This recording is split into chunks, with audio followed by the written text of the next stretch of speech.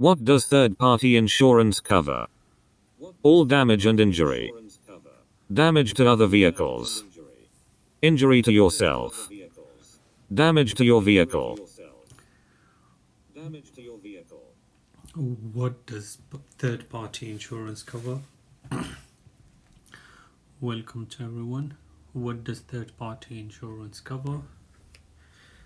Third-party insurance covers injuries to others plus damage to other vehicles. Injuries to others and plus damage to other vehicles. In here we just got option of damage to other vehicles. You've stopped at a pelican crossing. What should you do if a disabled person is crossing slowly in front of you and the lights change to green? Wait for them to finish crossing. Drive in front of them. Sound your horn. Edge forward slowly. You have stopped at a pelican crossing. What should you do if a disabled person is crossing slowly in front of you and the lights change to green? You should allow them to cross the road. So wait for them to finish crossing. What should you do if the traffic in the left-hand lane is slowing? Slow down, keeping a safe separation distance. Pull up on the left-hand verge. Move across and continue in the right-hand lane. Accelerate past the vehicles in the left-hand lane. If you look at this picture, the right-hand lane is closing down, so all the traffic will move to the left. And what should we do? We should slow down, keeping a safe separation distance. Slow down, keeping a safe separation distance. You can't move to the right. The right-hand lane is closing down. You can see the right-hand lane is closing down at 800 yards. So you should slow down. Which sign means that the national speed limit applies? Which sign means that the national speed limit applies?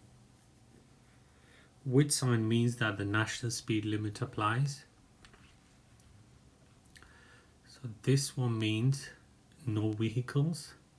That's no stopping. This is no entry. And number C, that's national speed limit.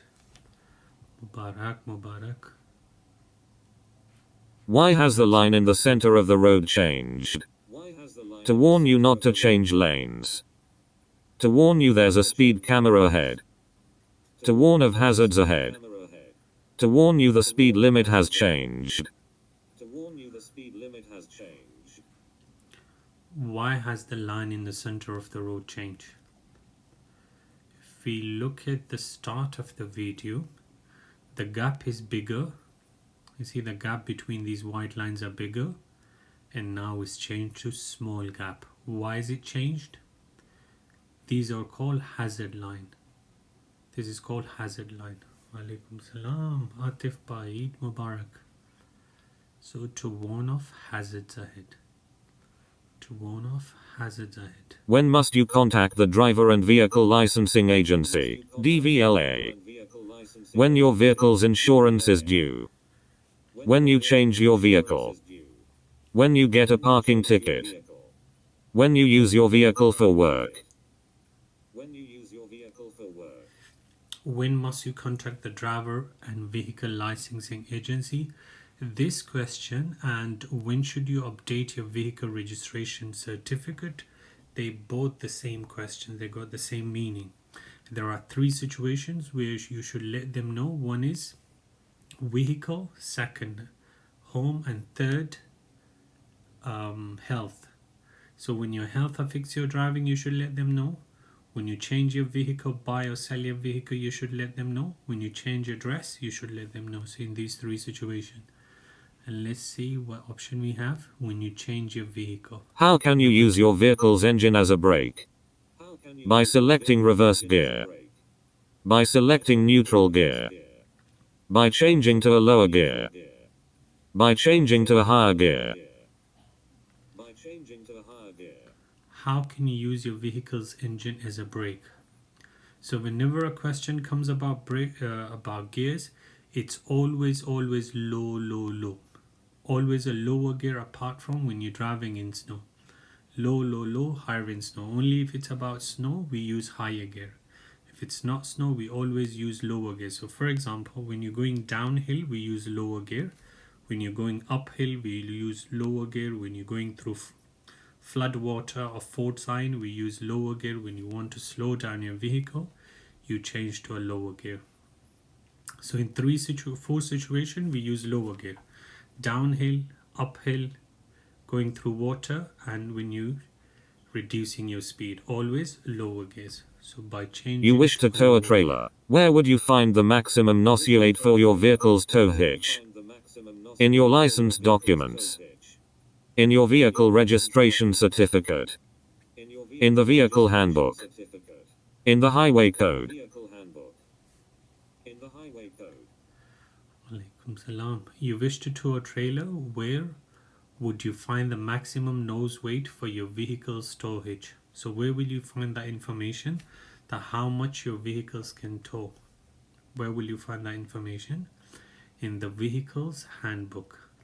Other than direction indicators, how can you give signals to other road users? By using interior lights. By using side lights. By using fog lights. By using brake lights.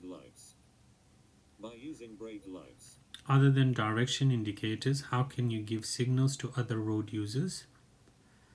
MMQ, no, that's a wrong answer. So when you see, let me just show you a picture, guys, so you have better idea. So when we see this light, what does it mean when we see this light? What does it mean? It means that the vehicle is either slowing down or stopping. So the vehicle gives us that indication that either that's slowing down or stopping. So this is also an indication. Brake light is also an indication. Irfan, well done. So by using brake lights. You plan your route before starting a journey. Why should you also plan an alternative route? You may get held up by a tractor. Your maps may have different scales. Your original route may be blocked. You may find you have to pay a congestion charge. You plan your route before starting a journey. Why should you also plan an alternative route? Your original route may be blocked. What could be the reason? It could be a reason an accident happened there, or maybe they closed the route for road works. So that's why you should have planned another route beforehand. So your original What should you do when you meet an blocked. oncoming vehicle on a single track road? Switch on your hazard warning lights. Reverse back to the main road. Carry out an emergency stop. Stop at a passing place. What should you do when you meet an oncoming vehicle on a single track road? Where should you wait? Stop at a passing place. On which side should we stop? On the right hand passing place or the left hand passing place? On which side passing place should we use? The right hand side passing place or the left hand side passing place? We should always use the left hand passing place. The right hand passing place is only for oncoming traffic.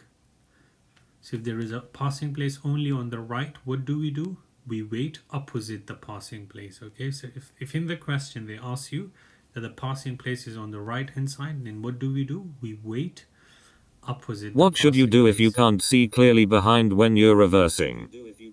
Open the door to look behind. Ask someone to guide you. Look in the near side mirror. Open the window to look behind. What should you do if you cannot see clearly behind when you are reversing? Guys, if you don't know the answer, please ask, okay? If you don't know the answer, MMK. Okay, look. If you don't know the answer, please ask. Okay, so if you look in the near side mirror, so for example, some of you guys answer the wrong. So if there is a child sitting here, if there is a child sitting behind your car in here, can you see that child when you look in your mirror? If you look in your right mirror, can you see that child if a child is sitting in here behind your car? And if you want to reverse, you can't see him. Even if you open the door, you will not be able to see him. So the only option you have to get out of your car and check yourself, or ask someone to guide you. So you have only two options. Either you ask someone to guide you, or you come out and check yourself. That's the only two options you have. So that's why you see, look in the near side mirror. That's a wrong answer, because even if you look, you will not be able to see. Even if you open the window to look behind, if you don't come out, you're still sitting in your car, you will not be able to see. So that's why you ask someone to guide you, or you're driving past a line of parked cars. What should you do if a ball bounces out into the road ahead? Stop and wave the children across to fetch their ball. Continue driving at the same speed and flash your headlights. Continue driving at the same speed and sound your horn. Slow down and be prepared to stop for children.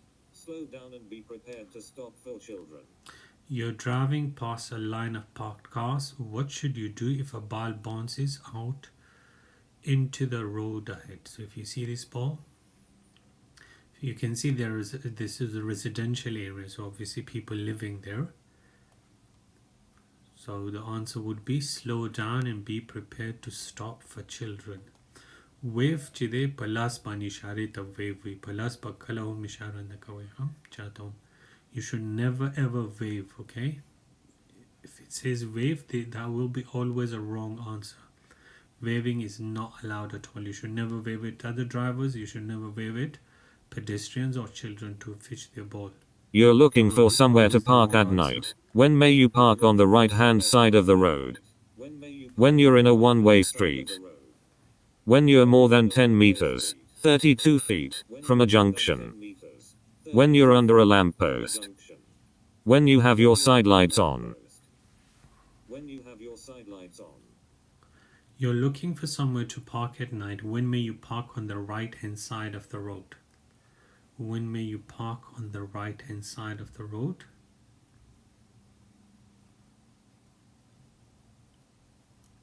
When you are in a one-way street. In a one-way street, you can park here on both sides. If it's a two-way road, where should you park?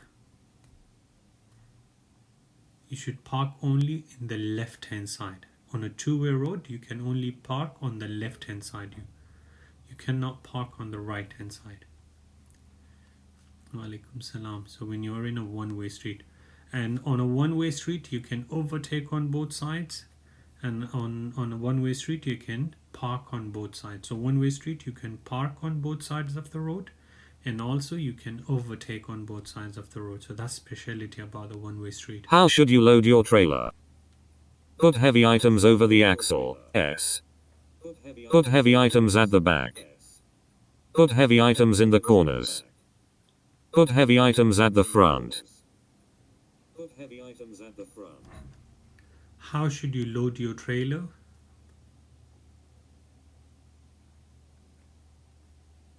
You should put heavy items over the axle. You should put heavy items over the axle. You see, if it's a two-way road, which side should you park your vehicle if it's a two-way road? I think you guys didn't get that. You see, on a two-way road, let me just explain that, guys. Okay.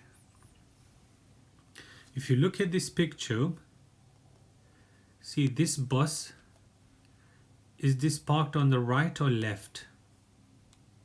See this bus, is it parked on the right or left?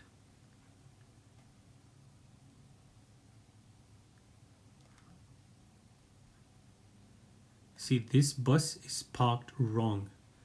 You see, this bus should have parked on the other side. You see, if you look at all the cars, you see oncoming traffic. So they all parked on the right, on their left, sorry. So they all parked on their left. See, this bus is parked wrong. So this is wrong parking. You shouldn't park like this. So if you driving from this side, you are only allowed to park on this side, on the left. You cannot park on the right. See, all these vehicles, they're parked rightly, but this bus is parked wrong. Why? Because he's parked on the right. You should have been parking on the left. You should have been on the other side of the road. So this is wrong parking.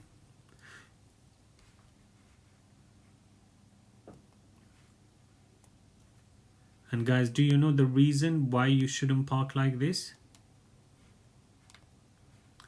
Why this is parked wrongly? So if you're parking on this side of the road, your car should be facing the other side. So the back of your car should be facing the traffic. The back of your car, like in here, you see the back of your car is facing the traffic that's coming from the opposite direction. ګورو که دلته مونږ وګورو دا بس چې دی غلط ځای کې ولاړ دی. کله هم چې تاسو موټر ودروئ ستاسو د موټر شا چې ده هغې باید ټرافیک طرف ته مخه وي. که داخلي لاس ته موټر یې مونږ وګورو د دې موټرو ټولو موټرو شا چې ده اخوا نه چې کوم ټرافیک را روان وي هغې ته شا ده. نو باید دغسې مونږ موټر ودرو. چې کله هم موټر ودروئ ستاسو د موټر شا باید کوم سایډ نه چې ټرافیک را روان وي هغې سایډ ته وي.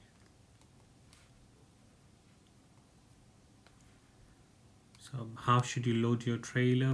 What should you do before driving into a tunnel? Close your sunroof. Take off your sunglasses.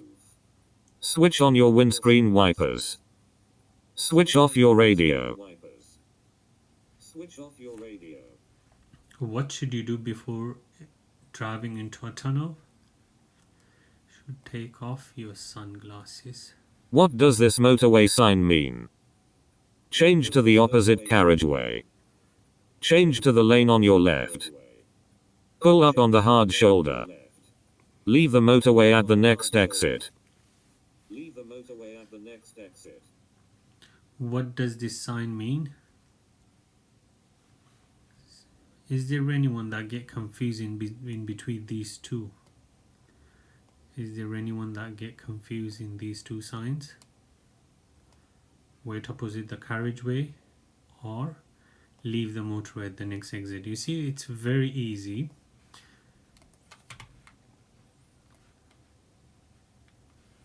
One second, guys.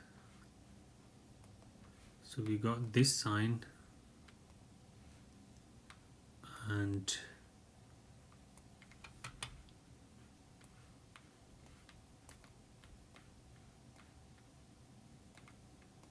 okay, what does this sign mean?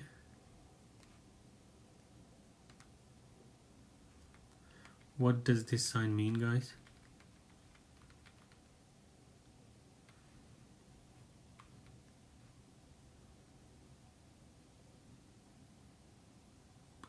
Keep left. See, so these both, they're both the same thing, okay?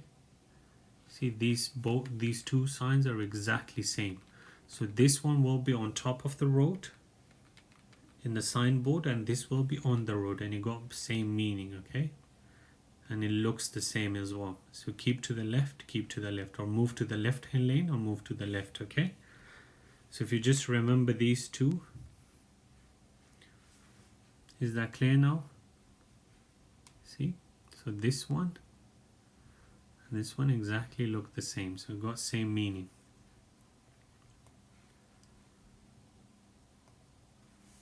So if you just remember it like that, you will never get it wrong. So what does this motorway sign mean? Change to the lane on your left. Is that clear now? Change to the lane on your left. Guys, if you don't understand, you arrive at an incident. Okay? There's no danger from fire or further collisions, and the emergency services have been called. What's your first priority when attending to an unconscious motorcyclist? Check whether they have any bruising. Check whether they are bleeding. Check whether they have any broken bones. Check whether they are breathing normally. What should be your priority at an accident. If an accident happened, what should be your priority? The answer is check whether they are breathing normally. And what's the reason? Why should we check if someone is breathing normally? Not broken bones, not bleeding, not bruises. The reason for that is if someone is not breathing normally, there is a high chance that he will lose his life. So that's why we check whether the person is breathing normally or not. That's why we prioritize that. So check whether they're breathing normally. What does this sign mean? Yes, exactly. No route for pedestrians and cyclists. A route for pedestrians only. A route for cyclists only. A route for pedestrians and cyclists. A route for pedestrians and cyclists. What does this sign mean? هغه مکمل ټول کورس دی هماغه دی مکمل دی. What does this sign mean? So anything inside this blue sign will mean that that's a route for them. Anything inside this blue sign means that's a route for them. So a route for pedestrians and cyclists. A route for Wasi. No, look. So it's not just pedestrian. We've got cycle as well. So route for pedestrian and cyclist as well. Guys, could you please everyone just share the live once? And if any one of you did not follow me, please. How should you rejoin the motorway after a breakdown on the hard shoulder? Keep your hazard lights flashing until you have safely rejoined the carriageway. Build up speed on the hard shoulder before looking for a safe gap in the traffic. Move straight out into the left-hand lane as you are not allowed to drive on the hard shoulder. Wait until a vehicle in the left-hand lane signals to you that it's safe to rejoin. How should you rejoin the motorway after a breakdown on the hard shoulder? So if you fix your vehicle on the hard shoulder, how would you join the motorway?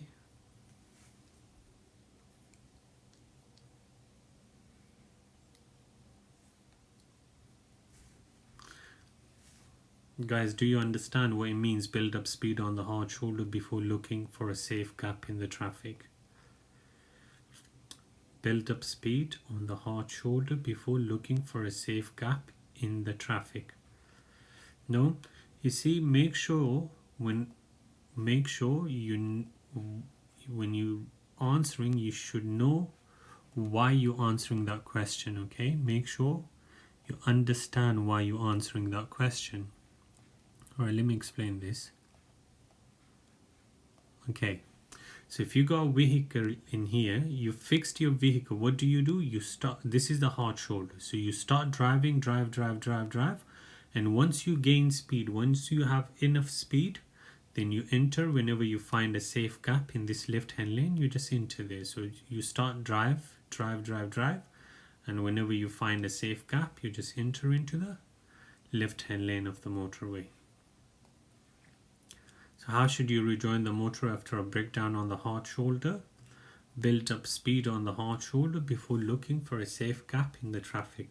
So whenever you're answering, make sure you know the complete situation, like what you're doing, not just memorize it. Because when you go to test, someone was just saying the answers are different or the questions are different. It's not different. It's just you guys don't understand when you're answering. So once you understand what you're answering, then it becomes easier. Even if they change the questions, you would know what the answers are.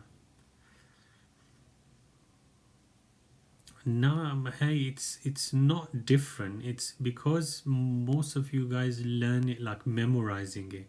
Do not memorize it. Understand it. Once you understand it, then even if they change it, doesn't really matter. You're driving on an icy road. What distance from the car in front should you drive? 10 times the normal distance. 8 times the normal distance. 6 times the normal distance. 4 times the normal distance. 4 times the normal distance. You're driving on an icy road. What distance from the car in front should you drive? That's 10 times the normal distance. So what's that in seconds? How many seconds gap should you leave? So that's 10 times the normal distance. So how many seconds gap should we keep? Exactly. In seconds, it's 20 seconds, not 10. 20 seconds. You see, hi? See, that's where the problem is. It's not 10 seconds. What's the normal distance? Guys, what's the normal distance?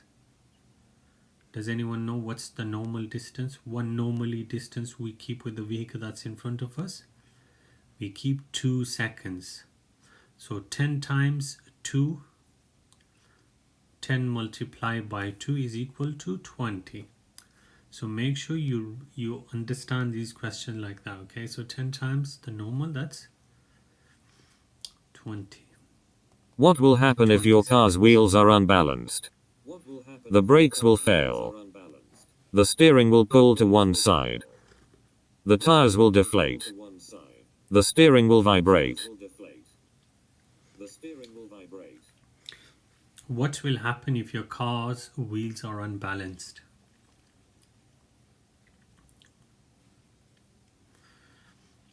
The steering will vibrate. Why? Because steering is directly connected with the wheel. So if the balance of the wheel is not okay, it will vibrate the steering. So the steering You're traveling will along this vibrate. road. How should you pass the cyclist? Leave them plenty of room as you pass. Sound your horn as you pass. Change down one gear before you pass. Keep close to them as you pass. You're traveling along this road. How should you pass the cyclist? You should allow them plenty of room as you pass. So how much room should you allow when you're overtaking them? How much gap should you allow when you're overtaking them? As much gap as you would allow a normal car. So as much as you would give to a normal car. When should you use your vehicle's horn? To greet other road users. To allow you right of way. To alert others to your presence. To signal your annoyance. When should you use your vehicle's horn? When do we use our vehicle's horn? When someone is putting us in danger. When someone is putting us in danger, that's when we use the vehicle horn to let the other person know that we are there, or to make them aware of your presence, or to alert others to your presence. So when someone is putting you in danger, that's when you use your horn, or you use your flashlight to let them know that you are there. So to alert others. You're joining a motorway from a slip road. How should you deal with traffic already on the motorway? Carry on along the hard shoulder until you see a safe gap. Match your speed to traffic in the left-hand lane and filter into a safe gap. Stop at the end of the slip road and look for a safe gap. Use the slip road to accelerate until you're moving much faster than the motorway traffic. You're joining a motorway from a slip road. How should you deal with the traffic already on the motorway? Some saying B, some saying A. See, you cannot carry on the hard shoulder. You're already on the slip road. So when you're entering the motorway through slip road, you gain speed on the slip road, okay? You don't go to the hard shoulder. You gain speed on the slip road. Okay, so this is slip road. This is slip road, okay? So from here up to, you see where this red, see up to there, this is slip road. You see up to here, this is slip road. After here, that's a hard shoulder after there. So by the time you get in here, you should have found a place, a safe gap in this lane. So what do? So for example, if this red van is yours and you're driving on the slip road, you gain speed, drive, and whenever you find a safe gap, you just enter there. So gain speed on the slip road, and whenever you find a safe gap, you just enter into that safe gap. You're joining a motorway from a slip road. How should you deal with the traffic already on the motorway? Match your speed to the traffic in the left-hand lane and filter into a You've safe just passed your first practical driving test. What will you have to do if you get 6 penalty points on your license in the next 2 years? Retake only your practical test. Retake your theory and practical tests. Reapply for your full license immediately. Retake only your theory test. So if you get 6 penalty points at the first 2 years after passing your license, if you get 6 penalty points, you start back from 0. So you come back to 0. You have to do both your theory plus practical as well. So you retake your theory. Which lights must you use if you're driving on a well-lit motorway at night? Use rear fog lights. Use your headlights. Use front fog lights. Use only your side lights. Which lights must you use if you're driving on a well-lit motorway at night? Oh, well done, Charlie B. So we use headlights, dipped headlights, front headlights, they're all the same thing, okay? Headlights, front headlights or dipped headlights, they're all the same thing, okay guys? So which lights must you use if you're driving on a well-lit motorway at night? Where is your vehicle most likely to be affected by side winds? On a long, straight road. On a busy stretch of road. On a narrow country lane. On an open stretch of road.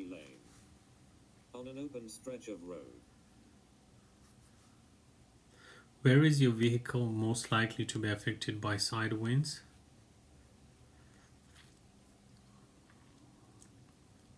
Not busy stretch of road, open stretch of road. Open stretch of road. Open stretch of road, which is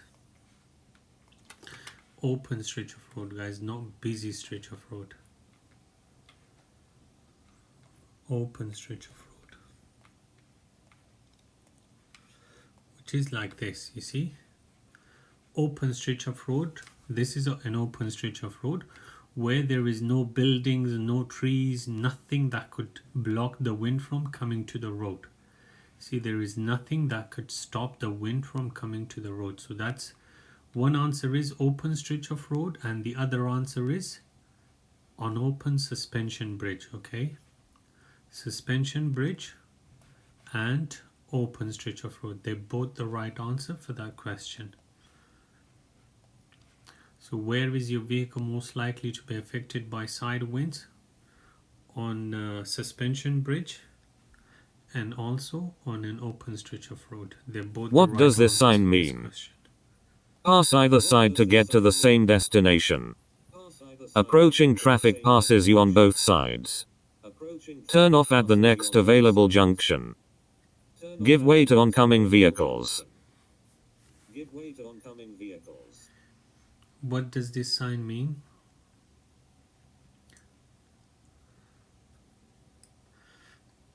Okay, the answer is pass either side to get to the same destination. But guys, do you understand what it really means? Pass either side to get to the same destination. That's the answer. But do you know what does that mean? Yeah. Explain, please. You're most welcome. So for example, if you're going here, so for example, this 27 is your destination. You want to go to 27 and you're driving from here. So you're driving from here and you end up, and there are two lanes. One lane is going this way and one lane is going this way. So if you take this lane, you will end up in 27, or if you take this lane, you will end up in 27. So if you pass on any side, either this side or this side, you will end up in the same destination. So pass either side to get to the same destination. What should you do when going through a contraflow system on a motorway? Keep a good distance from the vehicle ahead. Stay close to the vehicle ahead to reduce queues. Use dipped headlights. Switch lanes to keep the traffic flowing. What should you do when you're going through a contraflow system on a motorway? Should Markazia, that's a wrong answer. Keep a good distance from the vehicle ahead. You don't keep close. Keep close is a wrong answer. If you keep close, you're putting yourself in danger. So you keep a good distance from the vehicle ahead. Okay. In case if they brake, you will have more time to slow down. So in case they brake, you will have more time to slow down. Contraflow system, when there is a two-way traffic on one side of the motorway, that's a contraflow system. When there is a two-way traffic on one side of the motorway, if you look in here, you see the right side of the motorway. If you look at the traffic, that's a two-way traffic on one side of the motorway. Kalachi the motorway په یو طرف کې دو طرفه traffic رواني هغه ته contraflow وي. ګوره normally خو چې دی د ښي لاس ته به پاسه نه traffic را روانو خو دلته وګوره دو طرفه دی. If you look at here, there only should have been oncoming traffic, but there is a two-way traffic on one side of the motorway. This is called contraflow system. And what should we do? We should keep a good distance from the vehicle ahead. How can drivers help the environment? By accelerating gently. By accelerating harshly. By driving faster. By using leaded fuel. How can drivers help the environment? When you're using the accelerator gently. So when you're accelerating gently, that's how you can help the environment. So by accelerating. When are you allowed to park in a parking bay for disabled drivers? When you have a wheelchair. When you have an advanced driver certificate. When you have an adapted vehicle. When you have a blue badge. When are you allowed to park in a parking bay for disabled drivers?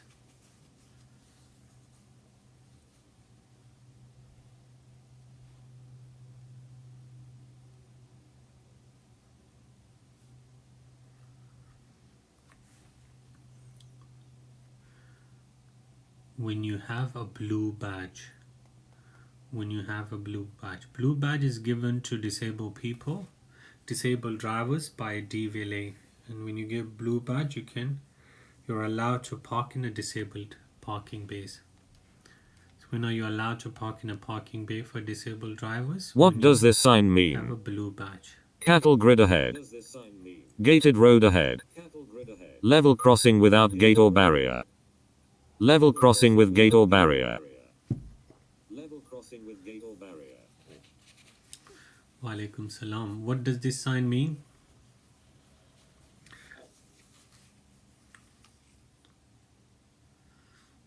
This is with gate. Look, this is gate, okay? So this is gated one.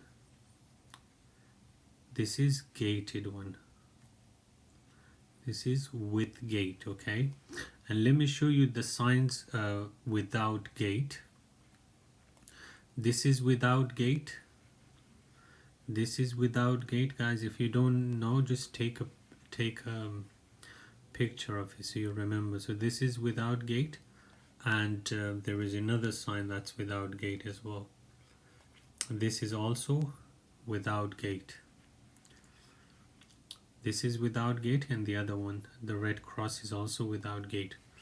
And this is with gate. This is with gate.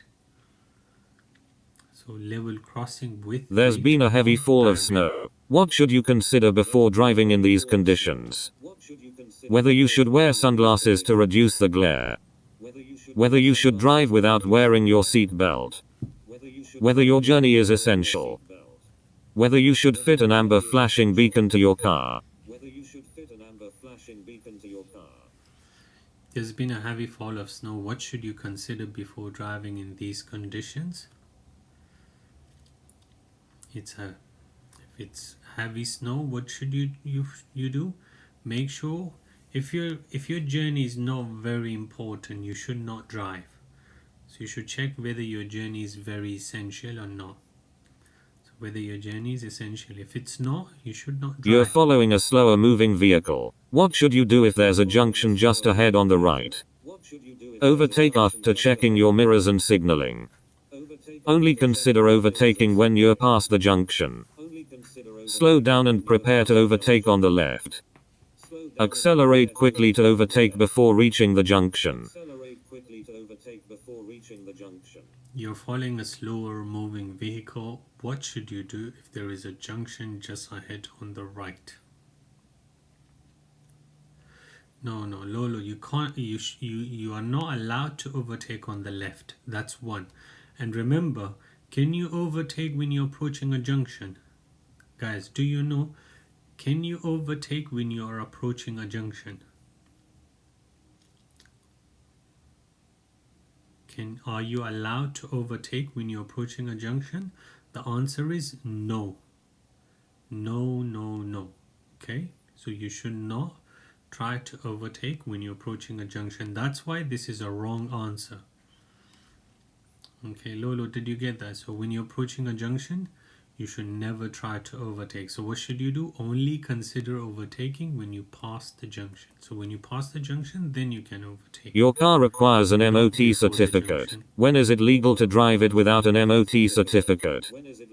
Up to 7 days after the old certificate has run out. When driving the car with the owner's permission. When driving to an appointment at an MOT center. When driving to an MOT center to arrange an appointment.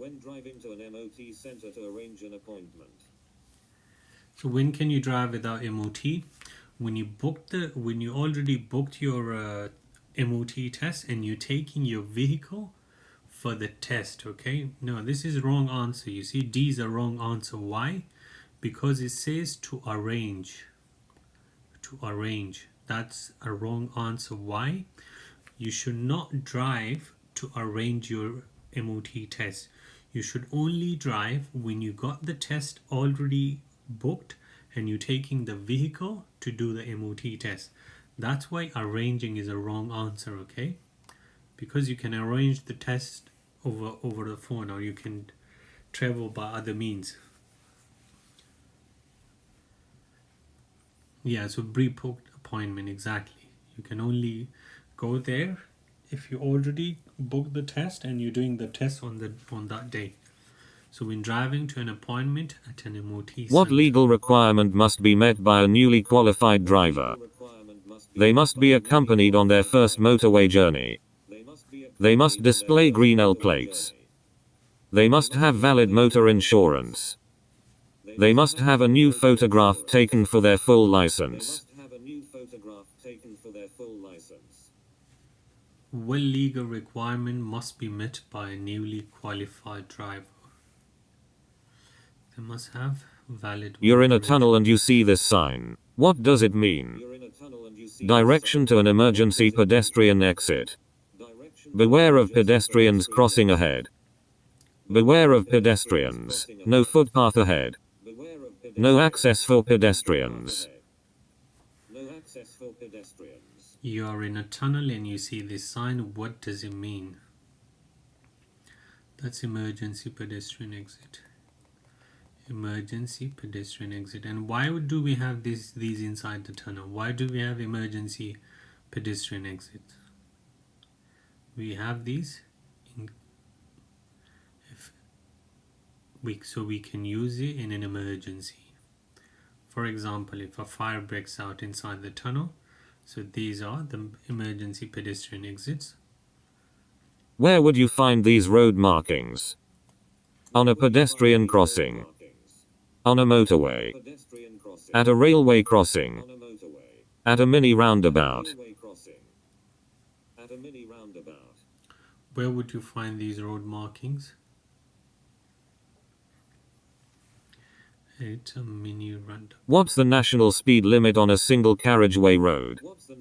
60 miles per hour. 50 miles per hour. 40 miles per hour. 70 miles per hour. Single carriageway. Speed limit on a single carriageway is 60 miles per hour. When you're towing a trailer or caravan, then it's minus 10. Normally it's 60, but when you're towing a trailer or caravan, it's minus. What do the white diagonal stripe markings in the middle of the road mean? You must not enter the area unless it's an emergency.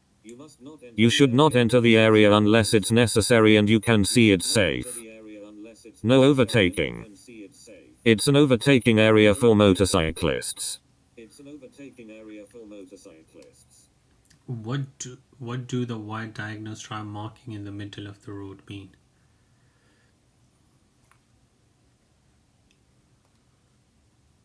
Okay. Alright.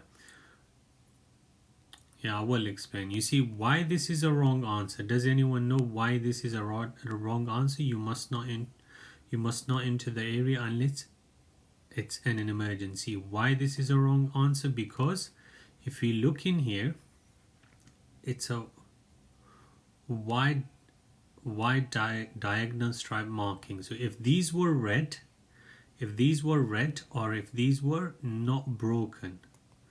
So if you look in here, you see that's a broken lines. If these were red or if these were not broken, let me just show you. Okay, if you look in here, you see it's white and you can see it's broken. So if this was not broken, if it was a solid line, then the answer would have been emergency. Okay, solid line, then the answer would have been emergency. Or if these were red lines, then the answer would have been emergency. But because this is broken line, you can enter in necessity. Okay, but if it was solid line, then the answer would have been you must not enter the area unless it's an emergency. Guys, did you get that? Why this is the wrong answer? Because so you should not enter the area unless it's necessary and you can see it's safe. So remember, in case if they bring you a video with a solid line or red lines, then the answer would be you can only enter in an emergency.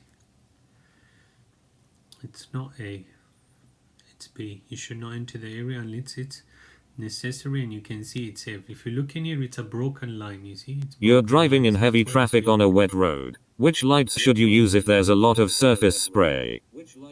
Dipped headlights. Side lights only. Main beam headlights. Rear fog lights if visibility is more than 100 meters, 328 feet.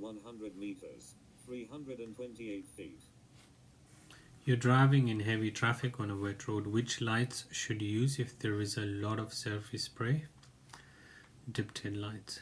Headlights, dipped headlights, front headlights, they're all the same thing, okay? What should you do before slowing down or stopping your vehicle? Select a higher gear. Sound the horn. Use the mirrors. Flash the headlights. What should you do before slowing down or stopping your vehicle? The answer is use the mirrors. Why do we use the mirrors? To check how our actions will affect the traffic that's behind us. To assess how our actions will affect the traffic that's behind us. That's why we...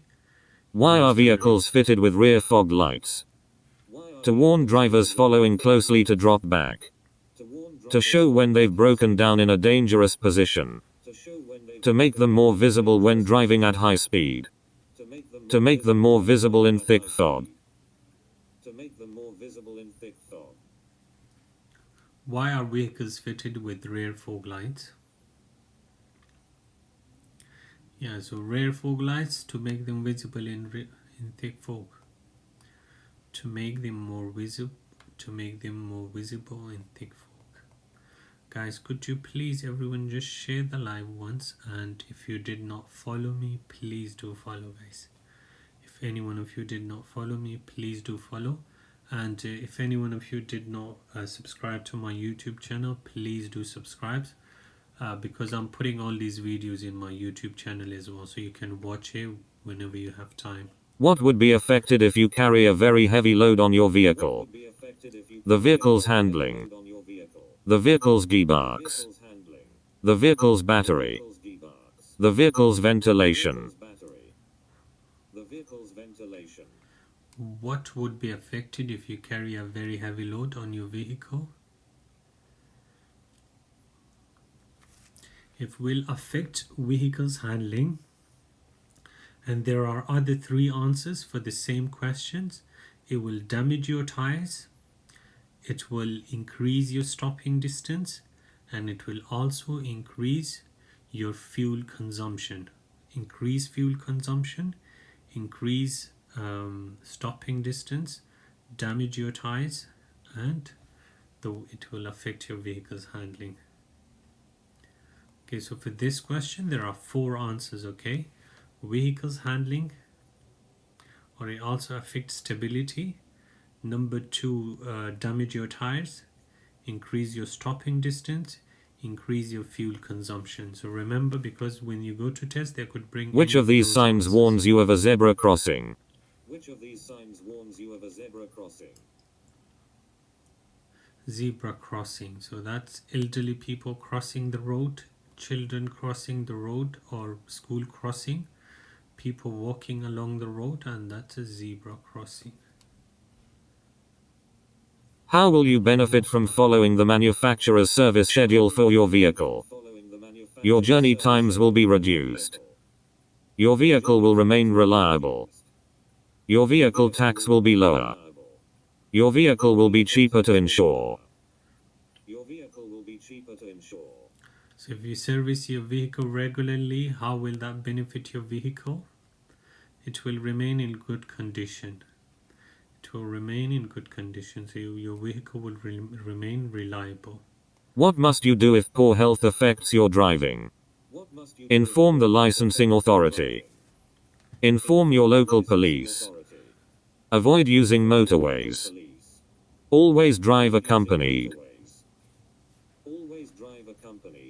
So in three situations, we should let the DVLA know when we're changing vehicle, buying or selling vehicle, when our health is affecting our driving, or when we're moving house or we're changing address. In these three situations, we should let the DVLA know, or the licensing authority. So what must you do if poor health affects your driving? Why is the caravan unstable and swinging from side to side? Because it's in the wrong lane. Because the other cars are passing too close to it. Because of side winds. Because there are traffic cones on the road. Why is the caravan unstable and swinging from side to side? If we look at the trees, see all the trees moving, and also there is a side wind sign on the side of the road. Let me just show you guys. See, that's a side wind sign there. You see, it's moving. So that's a side wind. And also, when you look at the trees are moving. Some two-way roads are divided into 3 lanes. Why are they particularly dangerous? Traffic can travel faster in poor weather conditions. Traffic can overtake on the left. Traffic uses the middle lane for emergencies only. Two-way roads. Traffic in both directions can use the middle lane to overtake. Some two-way roads are divided into 3 lanes. Why are they particularly dangerous? Okay, the answer is, this is the answer, but do you know how it looks on the road? Traffic in both directions can use the middle lane to overtake. Do you know what basically they're asking? No? There are 3 lanes, two-way traffic. You see, 1 lane, 2 lane, 3 lane. 3 lanes, and there is a two-way traffic. If you look at the car going up and the car coming down, why this is dangerous? Because you see, the middle lane will be used by both sides to overtake. That's why it's dangerous, because both sides of the vehicles can use the middle lane to overtake. That's why it's dangerous. Okay, so some two-way roads are divided into 3 lanes. Why are they particularly dangerous? Because traffic in both directions can use the middle lane.